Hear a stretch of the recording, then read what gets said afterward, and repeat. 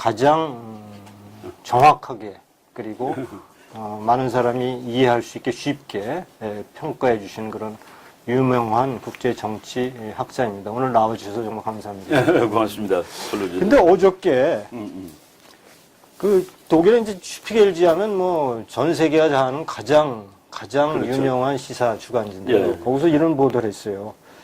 트럼프 대통령이 국방부에 우주군 창설을 명령했거든요. 근데 그것은 이제 우리가 잘 알다시피 1983년 레이건 대통령의 SDI, 그 당시 우주 방위 전략과 그렇죠. 같은 내용을 갖게 되는데, 근데 이제 여기서 보도당 내용은 이 시기에 트럼프 대통령이 이제 우주군을 창설을 명령을 했는데, 그 상원에서는 오랫동안 이것은 공군에 편제시킬 것을 요구했는데, 이번에 이제 독립군이 됐죠. 독립군으로 육군이라고 나와 있는데, 그 편제가 어떻게 되죠, 미군이? 그러니까 이제 육군이라는 말을 지금 이제 나오고 그러는데 군이 6개라는 소리입니다. 그렇죠. 그 6개라는 소리인데 미국은 이제 해병대가 독립군으로 돼 있어가지고 지금 현재 4군이라고 그럽니다. 육군, 해군, 공군, 해병대. 4군에다가 우주군 그리고 사이버군을 또 새로 만듭니다. 그 우주군 만드는 건 이제 사인을 했죠, 트럼프가.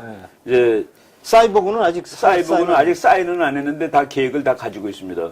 그러니까 다 만들면 이제 6개군이 되는 것이죠. 그렇죠. 그러면 트럼프 대통령이 이런 결단을 이 시기에 평화 운운하는 시기에 이런 결단을 내린 거 보면 단순한 부동산 업체가 아닌 거 아닌가요? 그럼요. 그리고 이거 우리가 이 의미를 정확히 알아야 되는데 우주군이라는 거가 지금 우리 박 박사 말씀하신 대로 1983년에 그 레이건 대통령이 이제 계획했던 건데 이게 왜 센세이션한 문제가 되냐 하면은 그 이전에 핵 전략은 미국하고 소련이 서로 쏘면은 서로 죽는 거가 돼 있었습니다. 그렇죠. 그걸 이제 MAD라고 그래요. Mutual Assured Destruction. 그러니까 어차피 누가 먼저 쏘도 다 죽기 때문에 우리는 전쟁을 못 한다라고 돼 있던 겁니다. 그런데 다 죽는다는 것 때문에 전쟁을 못 한다는 게 전략적으로 말이 되느냐에 대해서 의문을 제기한 사람이 이제 레이건 대통령이에요. 사는 방법을 강구해야지. 그래서 소련이 쏘더라도 미국은 그것을 우주에서 공격해가지고 소련 무기를 방어하겠다라는 거가 됩니다. 근데 이게 전략적으로 야단이 나는 거는 그러면 소련은 이제 무력해지고 미국은 핵을 마음대로 쓸 수 있는 거가 되는 거예요. 그렇죠. 그 이제 핵이 있는 나라가 서로 못 죽였는데 SDI가 나오면은 소련 거가 날라오면 미국이 다 죽일 수 있고 우주에서 컨트롤할 수 있다. 우주에서 다. 이거 방어가 된다는 소리예요. 그래서 Strategic Defense Initiative입니다. 전략 방어 구상. 그러니까 소련이 쏘는 거를 방어하면은 다 죽기 때문에 전쟁을 못 한다는 논리가 깨지잖아요. 그렇죠. 지금 다시 오는 겁니다. 근데 그 당시 그래서 어쨌든 당시 소련의 고르바초프는 그렇죠. 당시에 뭐 소련 체제가 붕괴된 이유 중에 하나도 결국은 이런 국방 예산을 감당하지 못해서 그 이유를 찾는 것도 있는데 결국 고르바초프는 결국은 글라스노스트 페레스트로이카로 정책을 좀 바꾸지 않았습니까? 그렇죠. 그 이후에 이제 SDI가 중단됐다고 나오는데 그렇죠. 이제 소련이 보내줬으니까 SDI라는 구상 자체가 불필요한 거죠. 서로 전쟁할 염려가 없어졌으니까. 근데 이제 다시 우주군에 대한 언급을 한 거 보면 이제 그 타켓은 소련이 아니고 이제는 중국이라는 얘기인가요? 그 이제 이거 우주군이 이제 구체적으로 뭐 이제 나오겠지만은 우주군이 나올 경우에 미국이 핵무기도 독점하는 체제나 마찬가지가 됩니다. 그렇겠죠. 지난번에 SDI 구상이 모든 그 대륙간 탄도미사일은 우주로 나가야 되거든요. 우주. 그 북한이 미국까지 가는 거가 우주로 나갔다가 들어올 때 그 기술이 되느냐 마느냐 그게 문제인데 우주로 나와 있을 때 다 격추를 시킬 수 있다는 뜻입니다. 우주에서. 그래서 그 미국이 우주군을 만들면은 북한 핵이 있어도 아마 다 막을 수 있을 거예요. 그렇군요. 그러면 이게 만약에 실행에 옮겨진다면 뭐 압도적인. 그렇죠. 미국 혼자 지금 트럼프가 그랬잖아요. 우주까지 미국이 장악을 해야 된다고. 그렇죠. 이 얘기를 여러 번 했습니다. 근데 요번에 이제 사인을 했죠. 아예. 이제 법이 된 겁니다. 그래서 뭐 미국은 자국의 안보를 위해서 단순히 우주 개발에 참여하는 건 안 된다. 우주를 지배하지 않으면 안 된다. 우주를 지배하는 거죠. 이렇게 지금 보도가 돼 있거든요. 그렇죠. 어쨌든 뭐 이번에 이러한 결정을 보면 이것이 조만간에 실현될 수 있을 것이라는 여기에 생각이 대해서 만약 그 중국이 네. 미국하고 정말 핵으로 비슷한 나라라면은 격렬히 반대를 해야 될 겁니다. 네. 그 균형을 완전히 깨놓는 거거든요. 그 우리 둘이 서로 간에 내가 선제 공격을 하면은 이쪽이 다 죽는다. 또 이쪽이 선제 공격하면 다 죽는다. 그러면 전쟁 납니다. 네네. 급할 때 먼저 쏴야죠. 근데 먼저 쏴봤자 다 죽기 때문에 안 된다. 할 안 때는 된다가 됐는데 이제는 먼저 쏘면 내가 다 막는다. 그리고 내 거로 쏘면 넌 끝이야. 네. 가 되는 상황이 되는 겁니다. 네. 근데 이게 지금 이게 이제 슈피겔 보도에 의하면 이제 어저께거든요. 예. 그러면 도대체 지금 평화 무드 아닙니까? 그게 무슨 의미가 있을까요? 이게 평화 무드인데. 이제 트럼프가 그 2016년 대통령 선거 나왔을 때 그 책을 한 권 써가지고 국민들한테 전부 논아주다시피 한 책이 있어요. 네. 그 2015년 11월 무렵에 나온 책인데 책 제목이 크리플드 아메리카. 그 크리플이라는 거는 이제 그 불구가 된, 네. 불구자가 됐다는 뜻인데 거기에 미국은 군사력도 불구가 되고 경제력도 불구가 되고 세계적인 위신도 불구가 됐다 했는데 군사력 파트에 무슨 얘기가 나오냐면은 자기는 대통령이 되면 미국의 군사력을 너무나도 막강하게 만들어서 쓸 필요가 없게 하겠다. 그래서 그게 바로 군사력에 대한 기본 관점을 이해하는 사람이죠. 군사력은 쓰려고 만드는 게 아니라 쓸 일이 없게 하기 위해서 만든 무기입니다. 그러니까 네네. 무기를 우리가 사오는 거는 이걸 가지고 전쟁을 하겠다가 아니라 전쟁을 막겠다라고 맞겠다. 사오는 그렇죠. 거죠. 그러니까 너무나도 막강하면은 그것을 쓰지 않을 수 있다는 네. 그 논리를 오히려 펴는데 압도적인 우위를 그렇죠. 갖고 지금 있으면 우주군까지 만드는 거는 이거는 다른 말로 하면은 핵에 대한 완벽한 지배력을 장악하겠다라는 뜻으로 보시면 됩니다. 네. 하여간 뭐 어쨌든 행보가 우리가 생각보다 훨씬 빨리 그렇죠. 네, 트럼프의 그 군사 강국의 행보가 그러면 뭐 만만치 않습니다. 아까 말씀드린 대로 어쨌든 지금 미국 정상회담 이후에 뭐 우리나라에도 그렇고 다양한 견해들이 나오고 있는데 특히 뭐 우파들 사이에도 뭐 이것이 김정은의 일방적인 승리다 또는 아니 미국 트럼프 대통령이 그렇게 만만하게 김정은에게 그렇게 뭐 양보하고 호술하게 대응할 리 없을 것이다 하는 그러한 얘기가 있는데 제가 그 독일에서 나온 독일의 이제 키케로라는 잡지가 있습니다. 이건 아주 고급 잡지입니다. 로마 키케로 예. 얘기하는 모양이죠. 예.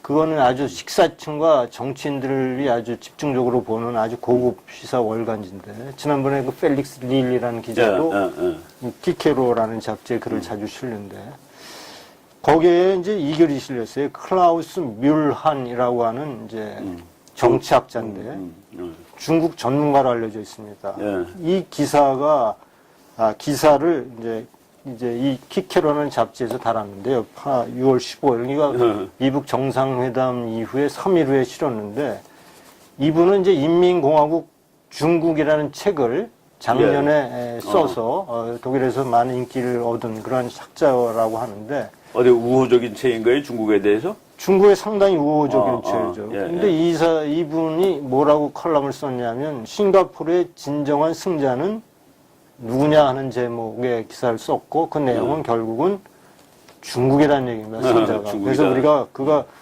제가 8가지로 그 요약을 해왔는데 하나하나 우리 이충우 박사님과 함께 그 내용을 한번 살펴보도록 하겠습니다.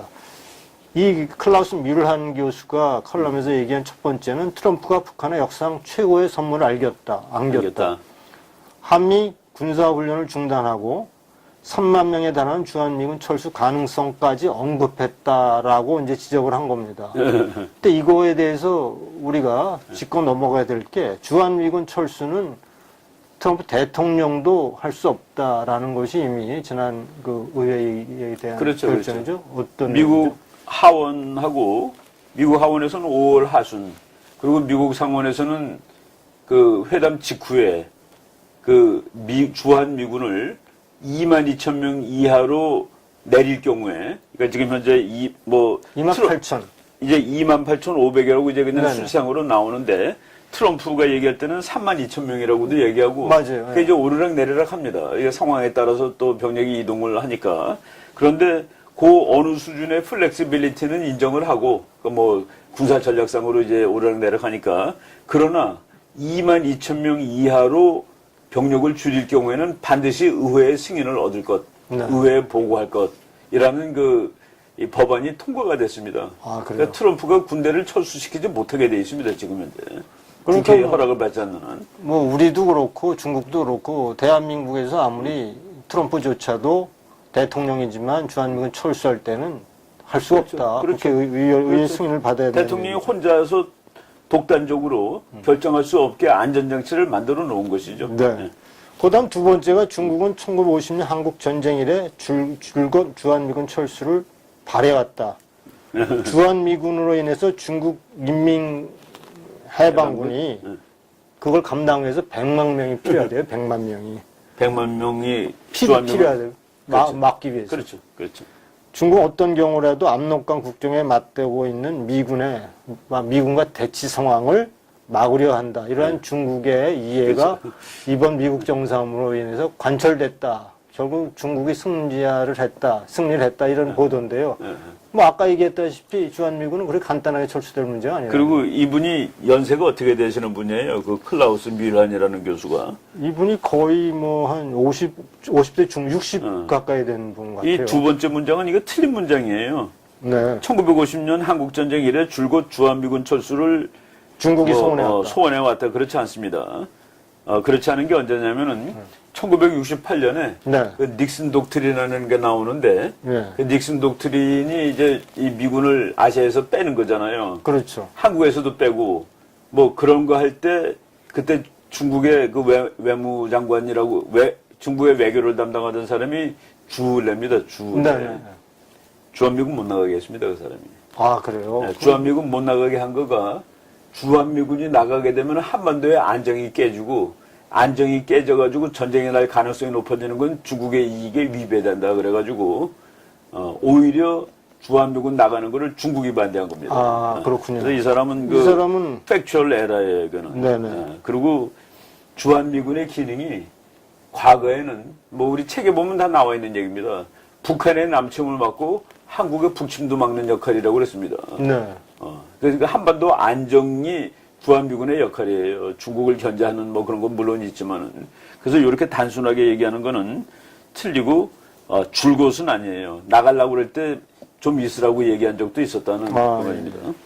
요건 뭐 팩트에 그렇죠. 사실 좀 그렇죠. 오해가 있는 것 같고. 주한미군이 무섭긴 무서운데, 그렇지만은 때로는 그 미국하고 중국이 사이가 좋아가지고 둘이 힘을 합쳐서 소련을 붕괴시켰잖아요. 그렇죠, 그렇죠. 그런 면도 이제 그런 시대도 있었다는 것이죠.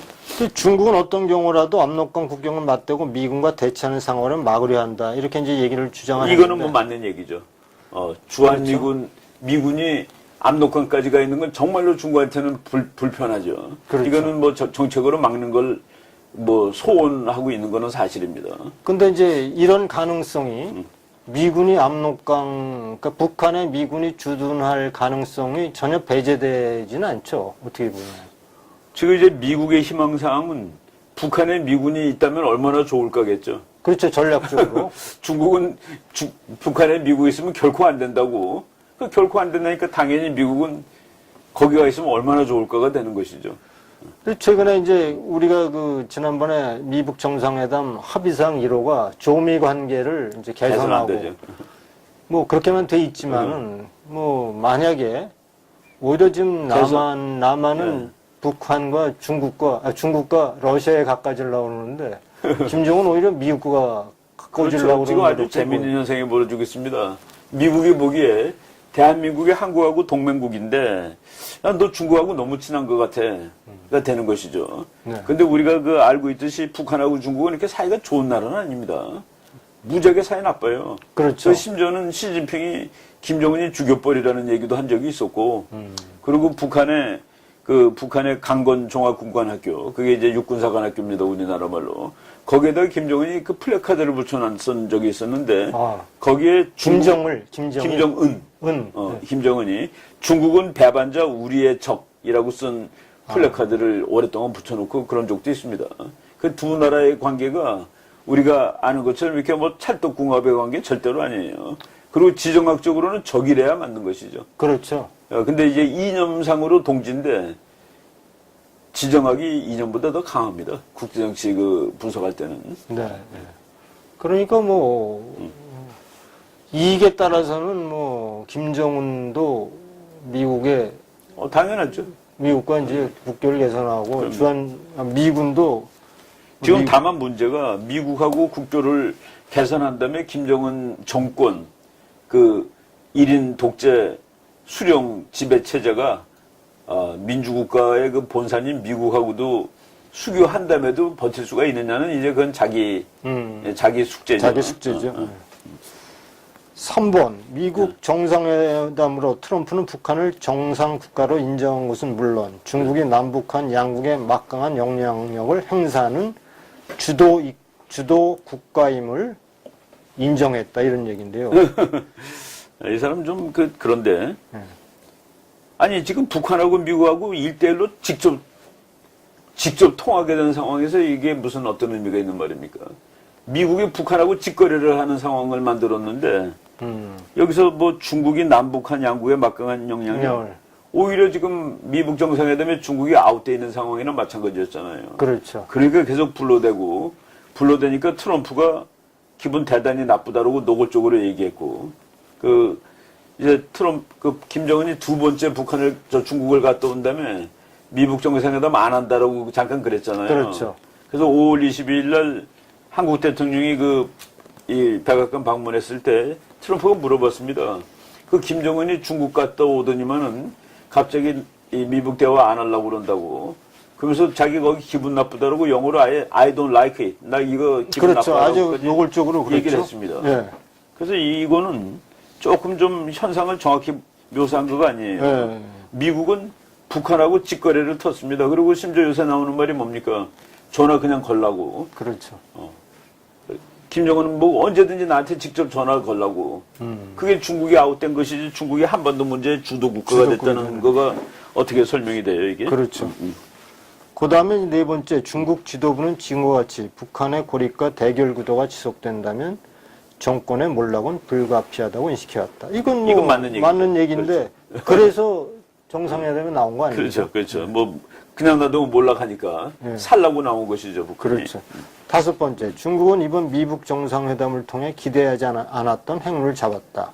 북한이 비핵화 약속과 관련해서는 1992년까지 되돌아보게 그렇죠. 보게 되지만 이행된 것은 없다. 이렇게 이제 얘기하고 있는데 이거는 조금 이제 보기에 따라 다른 분석도 되고 맞을 수도 있는데 1992년에 김일성이 살아있을 때입니다. 그렇죠. 제네바 등소평이 김일성이 불러가지고 핵을 반드시 없애라라고 요구를 강력하게 했습니다.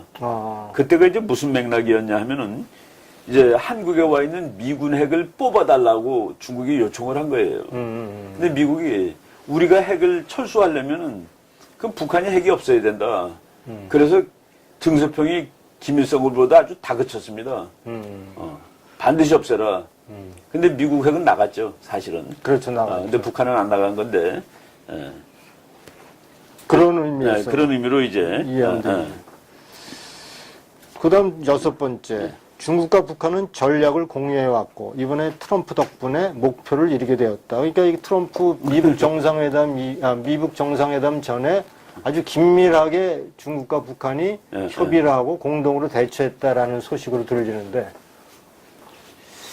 이것도 그냥 자기 아전인수격입니다. 이 사람이 무지무지하게 중국 쪽으로 이제 기울어진 사람 같은데, 중국은 북한과 전략을 공유해 왔고, 이것도 정확하게는 그렇지 않습니다. 북한이 주체 사상이라는 것은 중국말을 안 듣겠다는 게 주체 사상이에요. 소련말도 안 듣겠다는 거가 주체 사상입니다. 공유하지 않습니다. 북한이 핵을 만든 가장 중요한 이유는 믿을 놈이 아무것도 없답니다. 그리고 1993년인가 한국하고 중국이 수교를 한 다음에 그때 김정일이 북한 핵과학자들 다 모아놓고서 봐라 말이야. 이제 믿을 거가 뭐 있냐. 핵밖에 없다라고 하고 다그친 거거든요. 그래서 전략을 공유해왔다는 아닙니다. 네. 상당히 갈등이 많았죠. 그리고 이번에 트럼프 때문에 목표를 이루게 됐다? 이것도 아니고. 그 다음에 미국이 일본과 같은 동맹국을 소외시키고 동아시아 지역에서 미국의 전략을 포기하고 중국의 전략적 구도에 힘을 실어주게 되었다. 이렇게 얘기했는데 이게 지금 이 사람이 지금 이 상황을 지금 묘사를 잘 못하고 있는데 6월 12일 날 싱가포르에서 미국 정상회담을 하잖아요. 그렇죠. 6월 6일, 7일, 8일 이때 미국 폭격기들이 막 그 대만 그 남진해를 날아다니고 난리 법석이었습니다. 아, 그래요. 그래서 저는 그 싱가포르에서 열린 미국 정상회담에서 미국이 한 그 외교 행태는 그 저 외교사에 보면은 건보트 디플로머시라는 말이 나옵니다. 그러니까 외교관이 가는데 군함이 뒤에 따라오는 거예요. 네. 그러니까 군함이 따라오면은 그 상대방은 완전히 뭐 좌절하는 거죠. 이쪽은 군함까지 끌고 왔으니까. 그래서 그거를 건보트 디플로머시라고 얘기를 합니다. 포함 외교라고 그러죠. 네. 외교관이 갔지만 사실은 뒤에 군함이 따라간 거. 그게 이제 전통적인 강대국 외교 방식인데 요번에 그 남진하해, 그 싱가포르가 남진하해 끝자락 아닙니까? 그렇죠. 거기에는 미국 군함이 뭐 그냥 보통 와 있는 게 아니에요. 네. 그래서 프리드리 대왕이 그렇게 얘기한 적이 있습니다. 외교가 군사력이 동원되지 않는 외교는 악기가 동원되지 않은 음악회다. 요번에 미국은 그 음악회 하는데 악기를 끝내주게 다 동원하고 한 겁니다. 네. 그래서 뭐 여기 뭐 동맹국을 소외시키고 아니에요. 미국의 전략을 포기하고 아닙니다. 지금 미국이 군사력을 그냥 지금 한국하고 훈련 안 한다고 하고 즉각 나온 말이 뭡니까? 일본하고 한다는 거거든요. 한국하고 하는 훈련은 우리 대한민국이 조금 불편해할까봐 중국을 잠재적으로 겨냥하는 훈련은 여기서는 전혀 안 합니다. 일본하고 미국이 하는 훈련은 잠재적이 그냥 중국입니다. 근데 한국 훈련은 안 한다고 그러고 일본과 훈련한다고 얘기한 그 의미를 이분이 잘 모르네요. F-22가 연례대나 뭐 F-22 연례대가 지금 일본에 와 있거든요. 있다는 거죠. 그리고 한국은 F-35를 이제 40대 삽니다. 아, 그래요? 승인이 났어요? 이제 40대 다 사는 거라고 1호기는 지금 완성이 돼서 만들었어요. 그거 나올 때 우리나라 그 공군 그 관리자 가서 이제 1호기 나오는 그 기념식을 했죠. 아, 네네. 그 다음에 미국이 동맹과의 신뢰를 약화시키는 것은 시진핑이 원했던 핵심 이익인데 미국이 일조한 셈이다. 그러니까 뭐 한미일 동맹을 헌신적으로 내버렸다라는 식의 주장. 만약 이게 맞다 치더라도 그러면 미국은 북한을 얻은 겁니다. 이게 맞다고 해도 이게 맞다 치더라도 미국은 북한을 잡은 거 아니에요. 어쨌든 간에. 그렇죠. 직통전할 수 있고 그리고 폼페오가 다음 주에 또 간다고 그러고 어떻게 미국 CIA 국장 맨 처음에 그 다음에 지금 미국 국무장관이 북한을 뭐 2달 사이에 서너 번씩이나 가는 상황이 됩니까? 그렇죠. 그런 것도 생각을 해야죠. 과거엔 전혀 생각지 못했던. 상상 못한 일이 지금 그래서 미국 사람들은 그 트럼프하고 김정은이 만난 것을 영어로 surreal 초현실주의 현실에서는 있을 수 없는 그런 말까지 했습니다. 그러게요. 정말 뭐 이건 지금 초현실주의적인 현상이 나타나는데 미국이 동맹을 신뢰를 버리고 뭐 이런 거 쓰는 거는 조금 좀 그렇죠. 그 다음에 마지막으로 중국은 경제 현대화를 추구하면서도 정치적 시스템을 유지할 수 있는 모델로 북한이 택할 수 있는 유일한 모델이다. 이제 북한은 더욱더 중국에 의존할 수밖에 없게 되었다. 이분 중국은 경제 현대화를 추구하면서도 정치적 시스템을 유지할 수 있는 모델로 요 말이 이제 2015년을 기점으로 틀리냐 맞냐의 기로에 서 있습니다.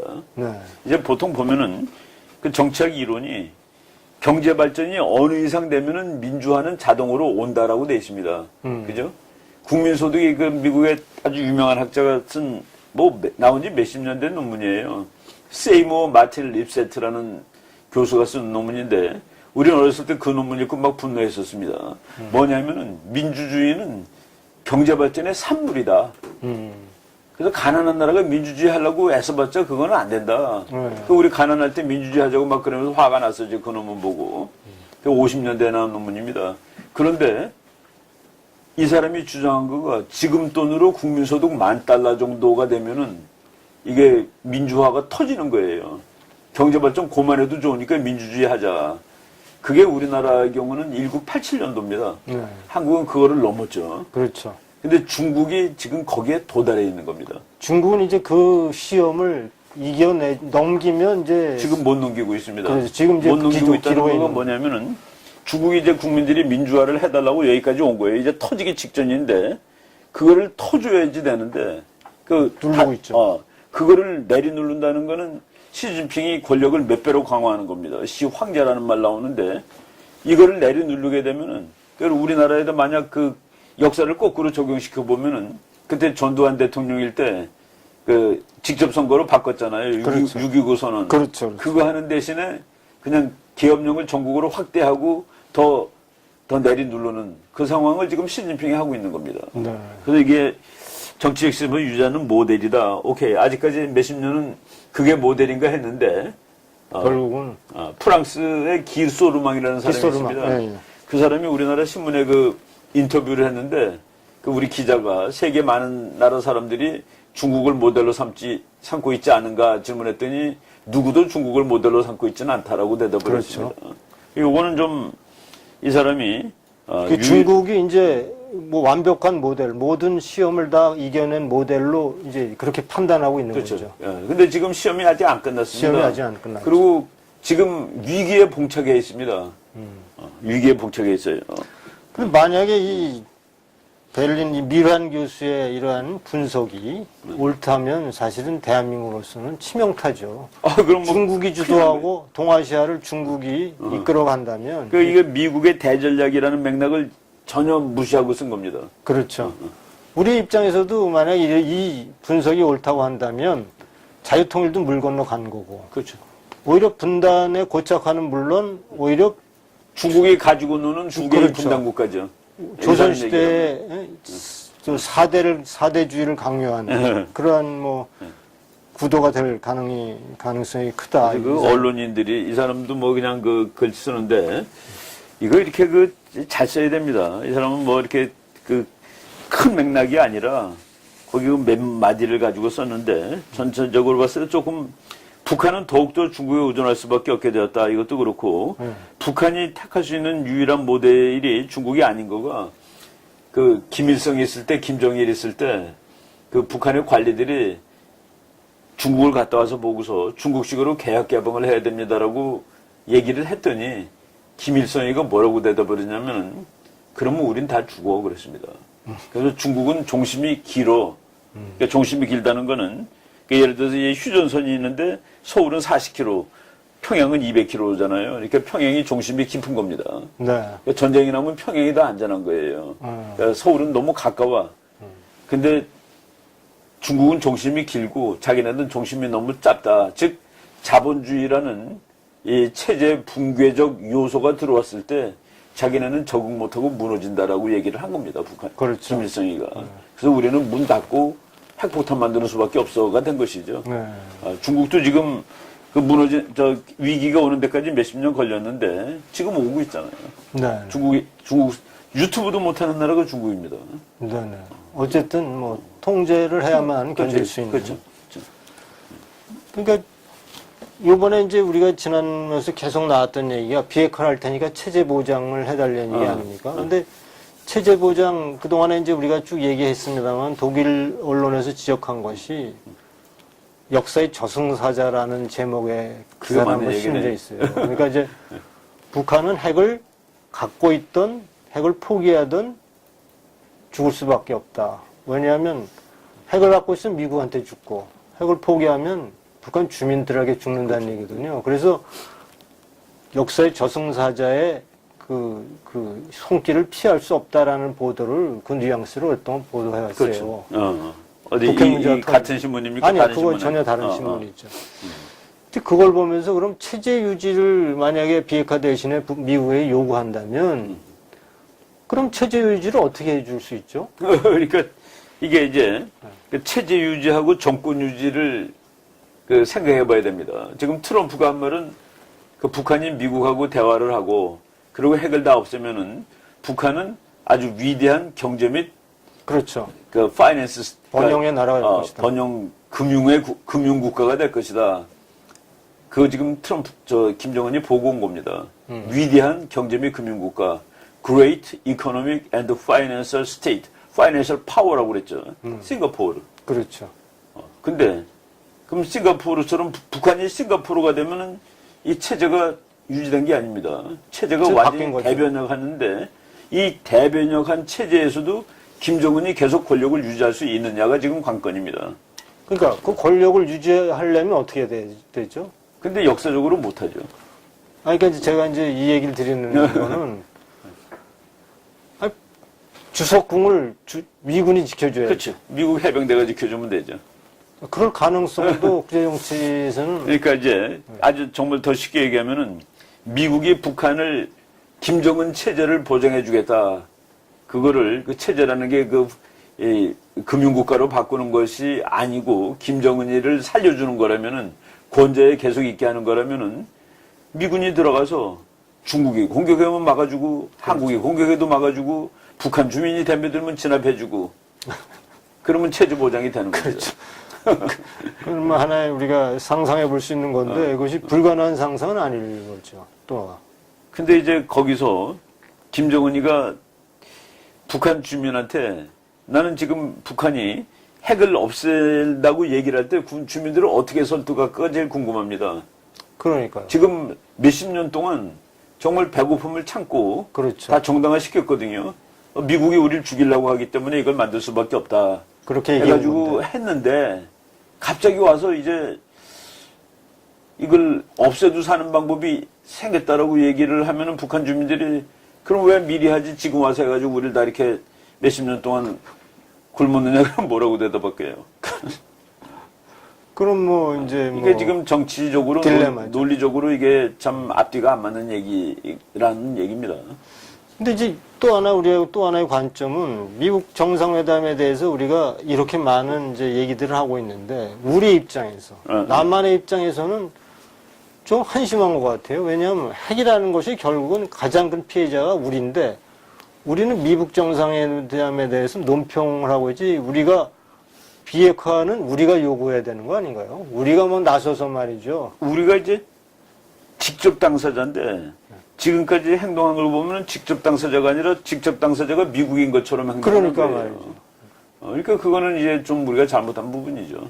우리가 피해의 제일 당사자인데. 제일 당사자인데 우리가 오히려 미국 정상회담에서 보다 강력하게 한미 동맹을 좀 내세워서 핵 비핵화를 좀 관철시키는 노력을 보이고 언론이나 뭐 정부 관계자나 군사 당국자나 여기에 초점을 맞춰서 좀 얘기하고 여론도 만들어가야 되는데 우리가 그 책임 있는 당사자 행동을 했어야 된다고 봅니다. 근데 이제 두 나라의 문제라고 뭐 그런 사람들이 많이 있었어요. 미국과 북한의 문제다. 그러니까 그게 한반도의 문제거든요, 사실은. 이제 북한이 미국까지 가는 핵폭탄을 만드는 이유는 미국하고 싸우려고가 아니라 미국하고 안 싸우기 위해서입니다. 그러니까 미국 본토를 건드릴 수 있는 그 힘을 가지는 날 미국이 적극적으로 한국을 못 도와준다는 그 논리가 북한이 미국까지 가는 핵을 만드는 기본 이유거든요. 그렇죠. 그날이 되면은 미국이 한국을 맘 놓고 못 도와줍니다. 즉 북한은 미국하고 싸우지 않은 채 자기가 원하는 한반도를 만들 수 있는 거죠. 근데 우리는 그 부분을 이해를 안 하고 뭐 미국하고 북한이 싸우려고 서로 그러는 거다라고 하는 그렇죠. 결과죠. 그게 미국 정상회담 관련돼서 뭐 좌파는 뭐 이것이 성공했고 이제 뭐 평화가 정착되고 김정은 리더십이 중요하다 뭐 이렇게 해서 뭐 박수를 치고 있지만 근데 그것도 이제 국제 정치를 잘 이해하지 못하는 사람들이 이렇게 얘기하지. 주체 사상은 반미의 진수 아닙니까? 그렇죠. 근데 둘이 악수를 하는 거를 어떻게 보겠어요? 미국에서는 왜 깃발이 두 개 나란히냐고 분노하는 사람이 있습니다. 뭐 그 사람을 극우라고 얘기할 수 있을지 모르겠지만은 여기 극좌 중에서는 어떻게 북한이 미국하고 악수를 할 수 있느냐라는 논리도 있을 수가 있는 거예요. 아, 그렇죠. 그렇죠. 역으로. 여기 지금 맨 앞에 류일한 교수가 네. 트럼프가 북한의 역사상 최고의 선물을 안겼다. 한미 군사 훈련을 중단하고 네. 이것도 선물은 아닙니다. 한미 군사 훈련을 할 때마다 북한은 국민을 다그치는 끝내주는 핑계로 사용을 한 거예요. 그렇죠. 바란 말이야. 그 남한하고 그 미제국주의자가 우리를 침략 전쟁 연습을 하고 있는 거 아니냐. 그러면서 북한 국민을 막 다그치고 그 군기 풀린 거를 또 이제 옥매고 그런. 그래서 북한의 국가의 존립 근거는 반미주의입니다. 그 반미가 북한의 그 내셔널 에토스, 국가의 정신이에요. 근데 지금 반미를 빼면은 북한이 뭐가 남냐 하는. 정신이 바뀐 거네요, 어떻게 보면. 그 완전히 전혀 다른. 그러니까 북한의 반미를 빼면은 북한은 어떻게 김정은은 주민을 통치할 거냐. 그렇죠. 미국이라는 거악, 그 거악이죠. 그렇죠. 거악을 상정하고 그리고 거악이 이렇게 나쁘다는 것은 한미 훈련 이런 거로 이제 증명을 했는데 그리고 뭐 하는 걸 다 보여줬으니까. 네. 근데 이것을 안 할 경우에 그러면 북한은 100% 원하는 것을 얻은 거가 될까? 그렇죠. 그렇지도 않아요. 네. 하여간 그렇지만 또 우파 중에서도 지금 미북 정상회담을 보고 김정은에게 김정은이 승리했다. 트럼프가 패배했다. 이런 시각을 가지고 있는 또 우파들이 있는데 그거가 이제 네. 패배했다, 승리했다는 지금 얘기하면 안 돼요. 왜냐면은 이 프로세스가 지금 시작된 겁니다. 시작됐고 미국은 미국이 원하는 걸 시작했고 북한은 북한이 원하는 거를 이제 직접 조금 차원이 다르게 다시 시작한 거예요. 이제까지는 서로 안 하고 서로 죽이겠다고 막 떠들다가 이제 일단 만났거든요. 미국은 말로서 저걸 뺏어버리겠다고 그런 거고 북한은 말을 함으로써 이거를 지키겠다고 그 과정이 시작된 건데 아직 누가 승자인지는 모르죠. 그렇죠. 근데 지금 뭐 패했다, 승했다는 건 말이 안 되고 다만 우리가 이제 얘기할 수 있는 건 미국은 이런 전략 가지고 지금 북한하고 접근하고 있다. 그 전략이라는 것은 궁극적으로 중국으로부터 북한을 떼어내고 지편으로 만드는 거. 아, 그렇죠. 그거는 그건 맞잖아요. 그 중국은 가장 요충지인 북한을 잃고 그렇죠. 미국은 가장 미중 패권 경쟁의 요충지인 그게 북한을 결과로 나오면 미국이 이기는 거죠. 그렇죠. 그것이 결과로 나온다는 것을 전혀 그러니까 지금도 생각지도 않고 있다는 것은 뭐 전혀 좀 말이 안 되죠. 그리고 미국은 그걸 하려고 이 노력을 프로세스를 시작을 한 겁니다. 근데 다른 한편으로 과연 우리가 만약에 이렇게 트럼프 우리 아베 총리를 보지 않습니까? 네. 그렇게 미국에게 굴욕을 당하고 트럼프에게 굴욕을 당하면서도 미국하고 친해지려고 노력하는 아베의 모습을 보면서 국제정치 어떤 강대국이 이끌어가는 정치의 또 비극이자 어쩔 수 없는 운명을 보게 되는데 최고의 나라하고 등을 돌려서 얻을 게 무엇이냐 반문하게 되고 그렇죠. 또 하나 그렇게 트럼프를 그래 몰아붙이면 우리가 대안은 있는 대안이 그죠. 어떤 대안이? 대안이 뭐냐 이거예요. 우파끼리도 단합이 안 되는데 대안이 없이 이렇게 할 경우에 오히려 그 대안도 없을 바에야 그래도 미국하게 좀 아니 그 대안이라기보다도 이거는 그 분석이라고 보여집니다. 저는 우리가 그 분석을 해갖고 정말 우리한테 불리한 상황이 되면 우리가 그 방법을 찾아야 돼요. 찾아야죠, 방법. 뭐 예를 들어 우리도 핵개발을 해야 된다라든가 한국이 홀로 남으면 핵개발을 해야 되겠죠. 그렇죠.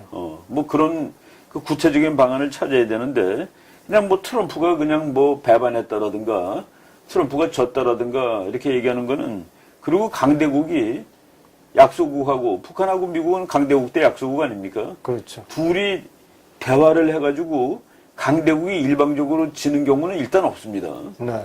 만약 진 것이 확실하다 그러면은 요거 바꾸는데 한두 달도 안 걸릴 겁니다. 그렇죠. 이건 내가 진 거네. 다시 해 그럴 겁니다. 다시 하고 화물연 그렇죠. 정렬을 더 도광도로 그렇죠. 하고. 그렇죠. 그래서 그 강대국, 그래서 국제정치를 우리가 힘의 정치라고 얘기하는 거는 우리나라 그 많은 사람들이 얘기하듯이 김정은이 완성을 할 수가 없는 구조가 국제정치의 그 권리 그렇죠. 구조예요. 네. 그렇게 우리가 뭐 보다 좀 냉철하게 국제정치의 현실을 바라보고 대한민국이 어떤 선택을 해야 될 것을 결정하는 게 중요하지. 그렇죠. 지금 뭐 대안도 없으면서 트럼프에게 반기를 든다고 해서 우리가 그렇죠. 할수 그리고 있는 것이 트럼프에 무엇인가. 반기 들고 그러는 것도 그런 거가 트럼프는 우리 대통령이 아니잖아요. 그렇죠. 그 사람은 미국을 위해서 하는 겁니다. 미국을 위해서. 그러니까 그렇죠. 우리가 그 사람이 미국을 위해서 하는 정책이 우리에게도 도움이 되는 방법이 뭔가를 찾아야 되는 것이지. 뭐 그냥 앉아서 비판만 하면 뭐. 또 하나 이제 우리 사회의 또 문제는 미국 정상회담이 어쨌든 이렇게 되면서 평화 무드가 지금 지배하고 있어요. 그렇죠. 그리고 우리 사회에서는 이제 본격적으로 남북 교류 협력이 추진되고 그것도 평화- 지금 네. 남북 교류 협력이 본격적으로 추진되는 거는 폼페오가 6월 15일 중국에 가서 한 말이 있습니다. 북한이 핵을 다 없애면 시작하는 거라고. 그때 시작하는 거다. 그것도 뭐 미국의 결정에 따라서 우리가 좌우되는 수밖에 미리가 없죠. 아닙니다. 미리가. 그리고 훈련 안 하는 것도 북한이 이 프로세스를 이제 시작을 제대로 하는 것을 보고 안 하는 것이지. 그렇죠. 그 확인하고 안 하는 그렇지. 것이지. 근데 뭐 지금 뭐 중국이 벌써 뭐 제재를 풀었다, 뭐 여러 가지 보도들이 나오는데 그런데 우리가 일부 중국은 이제 제재를 할 필요 푸는 없다. 거가 지금 미국하고 중국 사이의 그 경제 전쟁이 보통이 아닙니다. 엄청난 정쟁이. 그거는 싱가포르 회담 하기 전, 뭐 벌써 뭐 하기 전부터 뭐 아주 뭐 시끄럽게 진행이 되고 있는 거예요. 그래서 그 중국하고 미국은 싱가포르 회담 관계없이 이미 경제 전쟁을 하고 있습니다. 그런 의미에서 이제 뭐 북한은 중국은 화가 나니까 경제 다 풀고 뭐 그러겠죠. 결국은 거기도 이제 결과적으로 뭐 미중 간의 무역 전쟁, 경제 전쟁이 그렇죠. 뭐 어느 이상 그 심화되면은 중국이 버틸 재간이 없습니다. 재간이 없죠. 그 수출 국가인데 수출을 먹고 사는 나라인데. 그래서 우리도 어떤 선택을 할 것인가 굉장히 중요한 것 같고 그런 평화 무드 속에서 사실은 우리가 최근에 예멘에서 그 난민이 제주도에 500명 이상이 들어오지 않았습니까? 그 예멘 하면 우리가 평화 통일의 대명사 아닙니까? 그렇죠.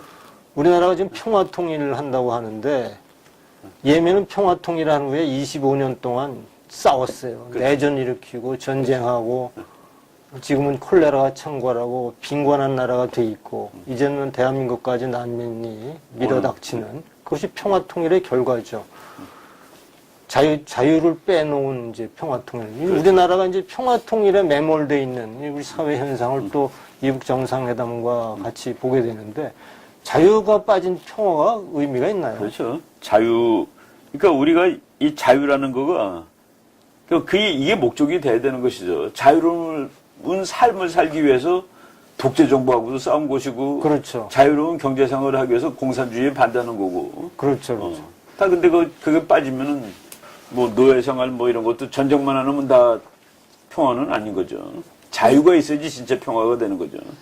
그 제가 아무리 생각해봐도 김정은과 만들어가는 평화 통일이 과연 무슨 의미가 있는가? 김정은과 평화 통일을 함께 만들어간 후에 김정은과 김정은은 대통령이 되느냐 부통령이 되느냐? 그럼 이런 체제에 통일된 한국은 축복인가 비극인가? 그렇죠. 예?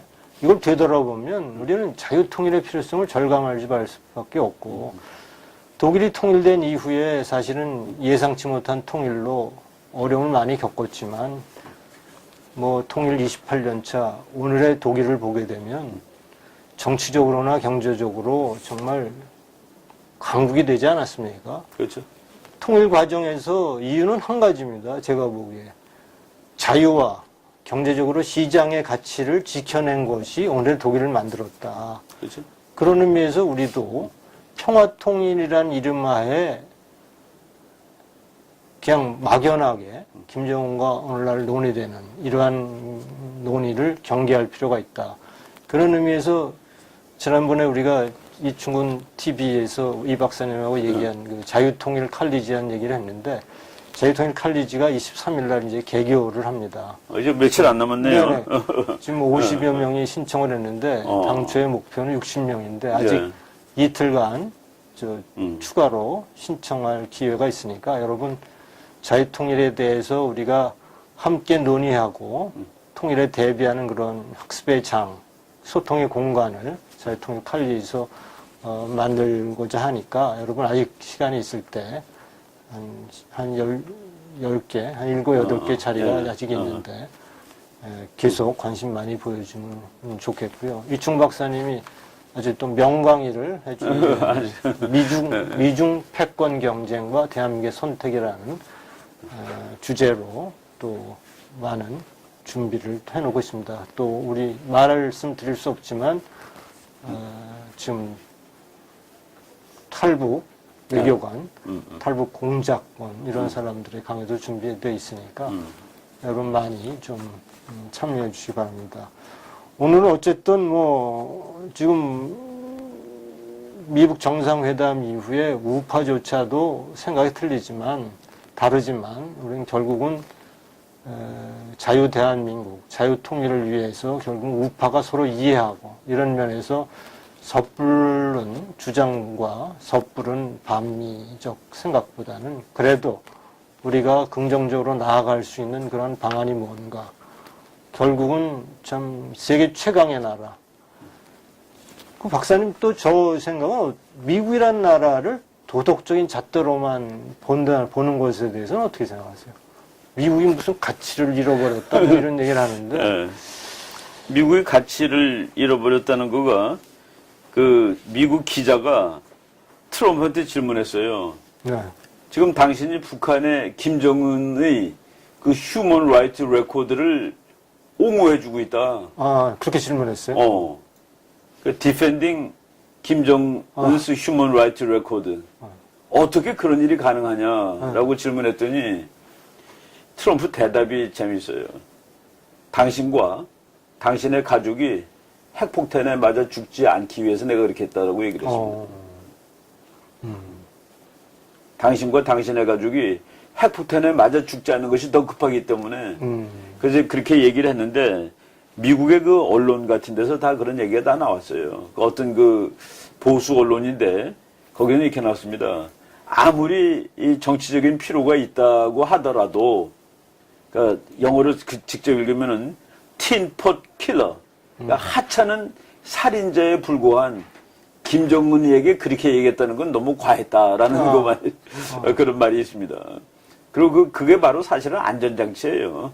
네. 트럼프는 얘는 장래가 촉망되는 청년이야 라고 한 거는 장래가 촉망된다고 생각해서가 아니라 야, 너 내 말 들어 라고 하는 그런 거겠죠. 그래서 우리가 이제 그 진짜 얘기하고 그냥 입 바른 얘기는 구분을 해야 됩니다. 그렇죠. 그 이제 일단은 만나자고 그런 거가 만난 이상은 만나갖고 뭐 주먹질 하겠습니까? 근데 만나서 때리지 않았다고 화를 내면 어떡합니까? 그건 안 때리려고 만난 건데. 그렇죠. 예, 그건 좀 오히려 우리가, 뭐 폭력배에게 만나서 너 폭력주의자다.